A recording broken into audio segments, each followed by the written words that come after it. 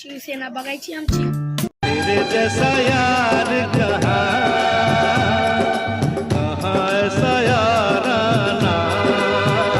शिवचरित्र शिकवतं, ज्यांच्यासोबत असाल त्यांच्यासोबत कट्टर आणि प्रामाणिक राहा, नाहीतर फायदा असला तर थांबायचं आणि तोटा झाला तर पळून जायचं। अशा लोकांना दुरूनच नमस्कार। हाय आमचा नेता लई पॉवरफुल, हाय आमचा नेता लई पॉवरफुल।